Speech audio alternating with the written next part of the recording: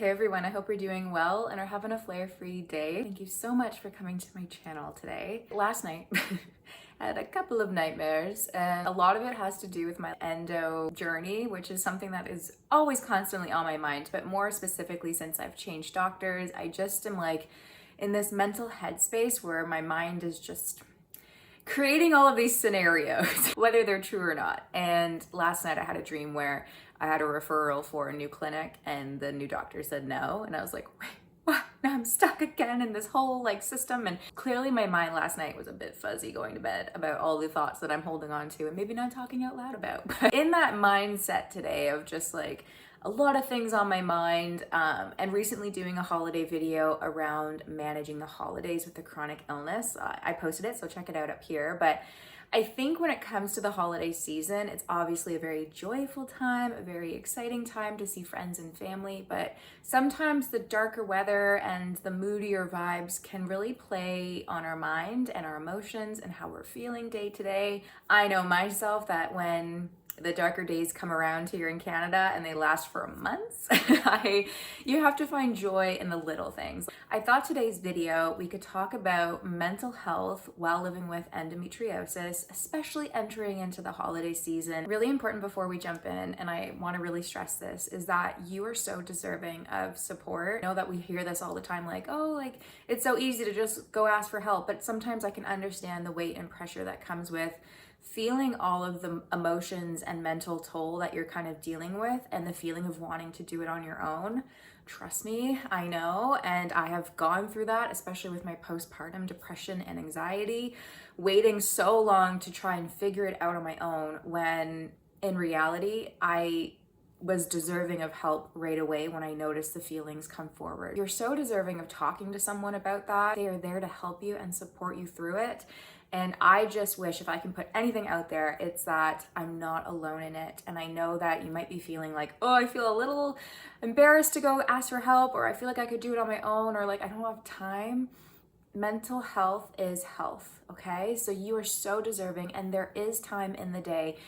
Work aside, family aside, you have to put yourself first sometimes. And so please go talk to your doctor or medical practitioner in your life that you trust. Trust me, going to therapy has helped me. Going to my doctor has helped me, the new one, not the old one.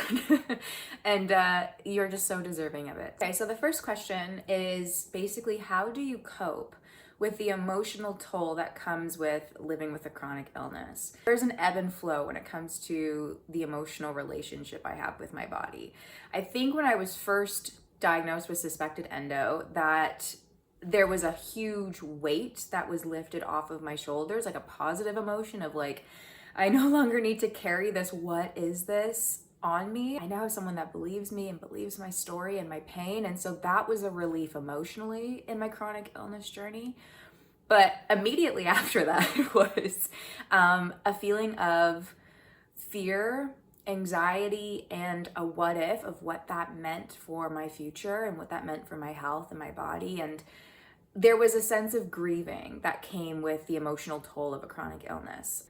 I don't want to generalize here, obviously. I think everyone's body is different and unique, but when you live with a chronic illness or disease, there's this emotional toll that kind of kicks in where you grieve the past version of yourself that wasn't in pain, that could run long distances without having a flare-up happen, that you just had a different body than you do now, and you didn't have to spend your days focusing on or worrying about if a symptom was around the corner or a flare-up was going to happen if you went out for a night with your friends. You had this sense of being free. You grieve. You think back and say, if only I could tell that past version of myself before all the pain set in. And for me, I can pinpoint that day where my body changed forever. And that was when I had my first endo flare-up in my high school. I should have looked back on that version of myself the night before and said, go for a run, do everything you want to do, you're not going to be in pain, I promise. There's things that you wish you could go back and tell yourself and just say, live every moment to the fullest. I think part of that now, the older I grow and the more I live with a chronic illness and the more I learn my body, is that obviously I have very hard days. I have days that are painful, excruciating, mentally exhausting, especially now being a mom and being removed from being with my daughter if I have a flare up. And that's another emotional side that I'm dealing with. The best way I can put it now, if you're at the beginning of your journey, is that instead of looking on the past version of myself thinking, go for a run, you feel good today, like if only you knew, I think the future version of myself would look back on me now saying, go for a run when you feel good, or like do the things that you love on days that are pain-free. Because if you always constantly live in fear, and I get that fear when you're like, is a flare up gonna happen? Am I gonna do this? You get stuck in your house, you get stuck in your routine, you get stuck in the fear zone, and it's not good mentally, it's not good emotionally.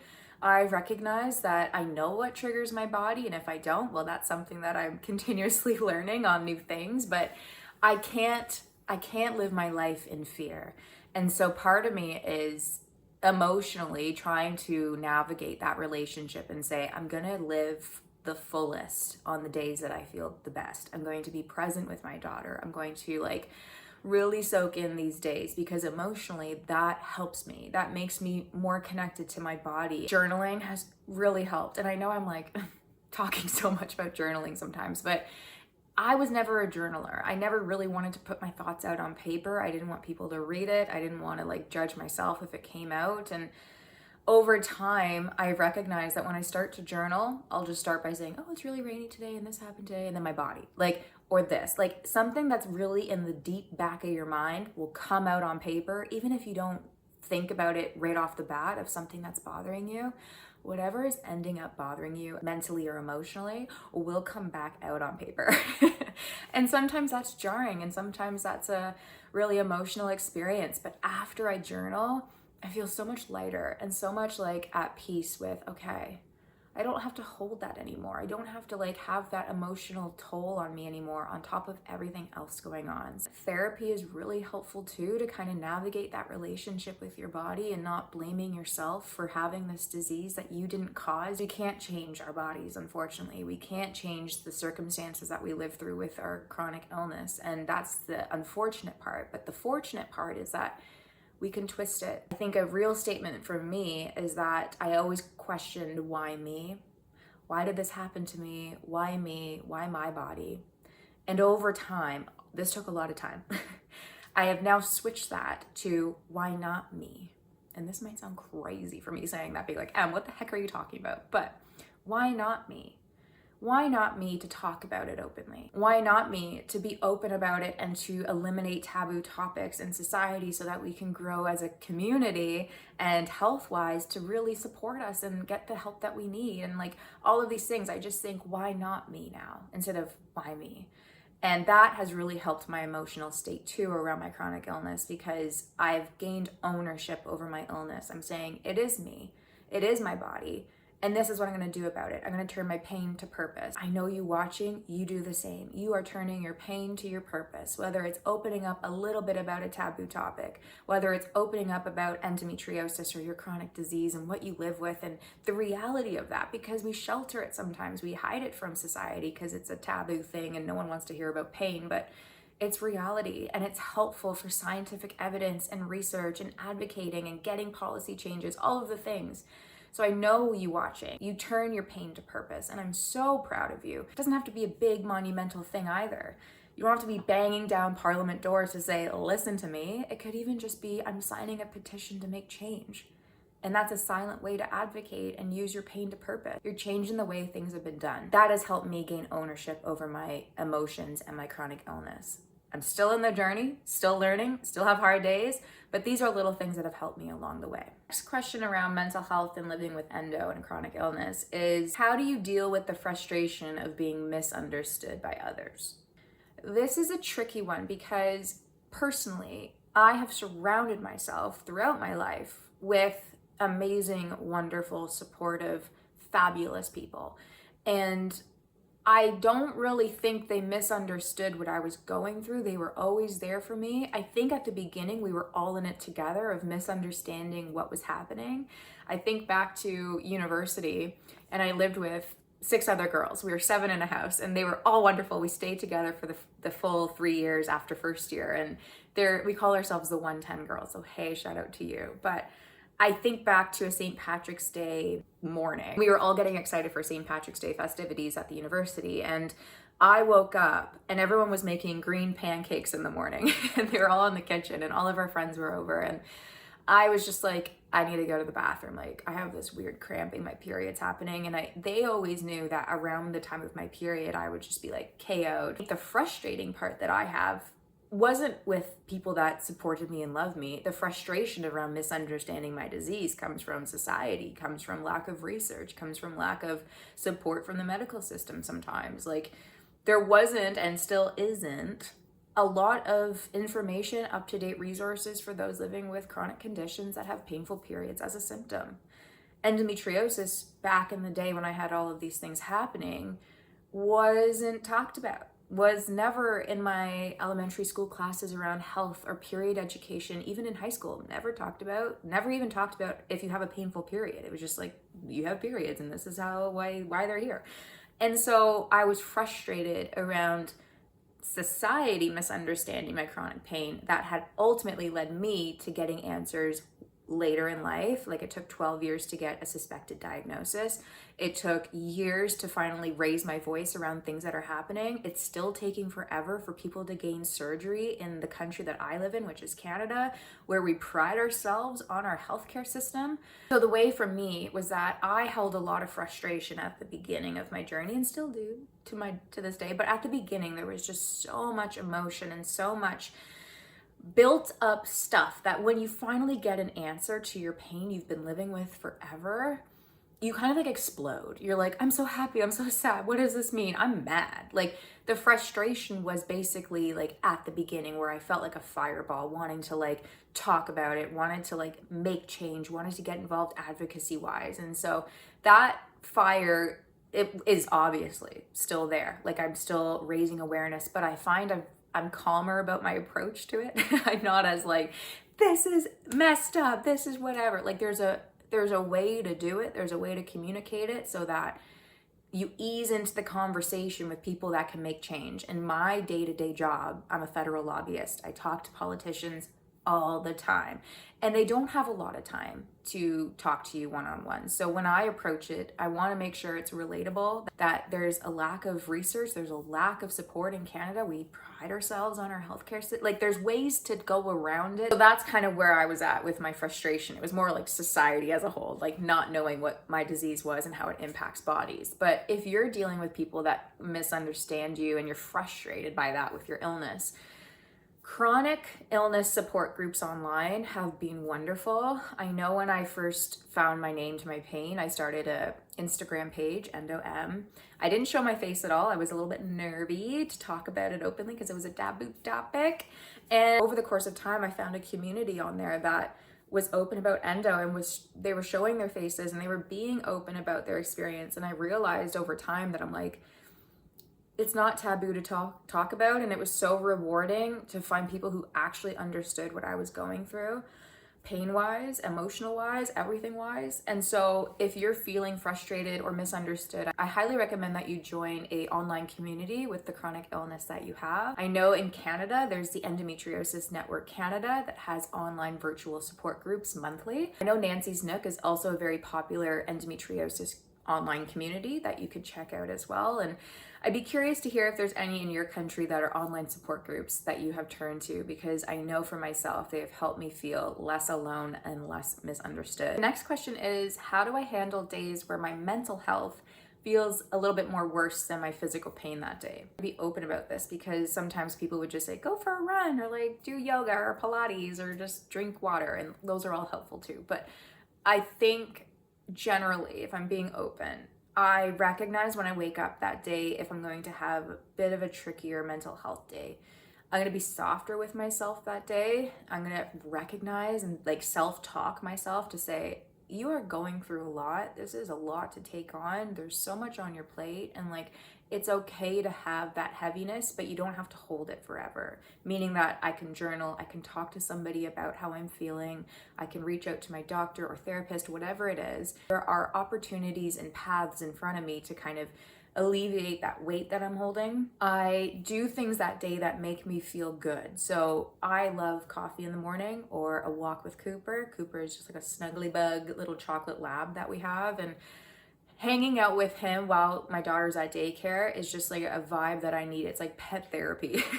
Even though he's wild sometimes and can be like, okay, I need a little break, but it's like he is so like unconditional love, and that helps me on days. I cry, I let it out. I feel like if I'm holding on to all of these emotions, it's not good, and I hold it a lot in my chest and my neck, and I just like tightness, and I just let it out. And it's okay to cry. It's okay to take up that space and be emotional and to show that part of yourself, because if you're always holding on to it internally, so if you're feeling all of these emotions physically and emotionally and mentally, you're running through all of these thoughts, it can be a lot. So sometimes what you do need to do is just cry. Honestly, what helps me too is I go for a drive and I blare my music. If I'm able to, and my daughter's at daycare and there's like time in the day, I just like take a moment for myself to just drive on the open road and just get out of my house, get out of my property, like change the environment that I'm in. I'm learning to rest without guilt. I think, again, in the beginning of my journey, I had this mindset of like, I'm lazy, I'm like wasting time, I'm not doing what I need to do, I'm not proactive. Like, it was negative talk. And if I can say anything to you, it's to like, again, switch the talk. And I'm learning too, okay? Like, this is like not perfect, but to switch it to positive talk. And instead of I'm lazy, it's like I'm deserving of rest. Like, there's a lot going on. I am deserving of rest today. If I am looking out for my body, I'm coming back better because I'm looking after myself today. And that's what you need to do. You need to do that self-talk. And it's so hard some days to like start the self-talk. But again, that journaling really helps to like kickstart it. Again, it's so human to have those mental health days that are heavy on top of the pain. But when you have no pain and you're feeling a little low mentally, it's really important to recognize that you're not alone in it, that there is help there for you, and that there are ways to kind of proactively lean into the things that make you feel good in the day. The next question is, how do I stay hopeful when pain feels never ending? There were days at the beginning where my flares just happened all the time. And I had moved to Ottawa, capital of Canada, for my job, and I was fresh on the professional scene. I just graduated university, and I think a lot of the anxiety and stress had like manifested into physical pain and like physical flares that had like started to come forward. And so thinking back, I'm getting obviously teary-eyed because it's like, it was a lot, and I felt like this is my life now. This is my life, and this is sucky. Like, I'm here to do a job that I love and that I studied for politics-wise, and now I'm like suffering with this never-ending pain, and it just felt very overwhelming. And part of it to push through it was that I always remembered that even during a flare-up for me was that it has to end at some point. Like, there comes a time where like I'm able to get up from the floor, I'm able to get up and move my body, and like I'm able to go drive again or go grocery shopping or even just like sit in silence without any pain. And like that was like a reminder that I had to tell myself during flares that like, like, you're going through it right now, but like it'll end at some point and you're gonna feel better and more like yourself. And so it was, again, that self-talk that I was doing during flare-ups, like in the bathroom by myself, saying like, oh, like, again, like this is so shitty, but like we're doing it. Like, we're gonna have a better day. There's gonna be a better day where I'm not gonna feel like this. But then again, that mental toll of when I felt good, of like worrying about a flare-up around the corner. And so it is really tricky some days where you are like in this midst of like, if you're in pain, you're in that pain and it's mentally draining. But then if you're not in pain or a flare-up, you're still constantly worrying about a symptom arriving. And those are the realities of living with a chronic condition at times. But what helped me push through it was talking about it openly, being on Instagram and YouTube and like just blah, like word vomit everything that I'm feeling, allowed me to connect to others that were feeling the same. It made me truly feel less alone in it, knowing that I'm not the only one on the bathroom floor at like 2 p.m., 2 a.m., whatever, like going through this. And that helped me push through too, and to get to where I am now of, I don't want other people to go through what I went through of not having a name to their pain. Like, You know when you're watching, like, how long it took you to finally get a name to your pain. And now having a daughter of my own who's 2, I would hate to think that she would have to go 12 years plus without having a name to her pain. And so what pushes me further during those hard pain days mentally is that I'm, again, turning my pain to purpose. I am using my voice, the only tool that I can control in my body that seems somewhat out of control because of my illness, and say, if the days that I don't feel in pain, I'm going to use my voice. I'm going to like talk openly about it. I'm going to raise my voice about it. I'm going to make change. And that's what helps me push through mentally to get a better future for those that may not have their periods yet, may not have their first endo flare yet, have just had their first endo flare and are curious of what's going on. I want them to know that there's a name. And so that's what pushes me through mentally, of like, yes, those days are hard pain-wise, but I at least have a name to my pain. So what pushes me forward is that I am going to make sure all the days of my life that people are going to know and they're going to have a name to their pain, because that's going to make them feel more supported, less alone, understand that they're not weird or their body is not different. It is a little bit, but you're not strange in it. There's so many people living with you with it, and that there's a community there to support you and uplift you through it. I don't know if I answered my own question there, but that's the direction I went. But that's what kind of pushes me forward in those hard days. What's my advice for dealing with chronic pain during the holiday stress? I talked recently about managing the holidays with a chronic illness, so that's definitely on my channel to check out. But when it comes to the mental load of the holiday stress and what you're dealing with, it's okay to step away from the party and just take a breather in the bathroom or a room and just collect yourself. It's okay to step away and say, hey, like, I just need a second to just mentally come back down to where I am. I recommend reaching out to loved ones. Again, when the snow comes and like the bad weather arrives, it's a little bit trickier to travel to see friends and family that we love. So FaceTime, messages, video chats, all of it like really truly helped me during the holidays. The girls that I talked about in the university setting, we don't do it as much, but we should. But it's like we would all start the same movie at the same time, like wherever we were.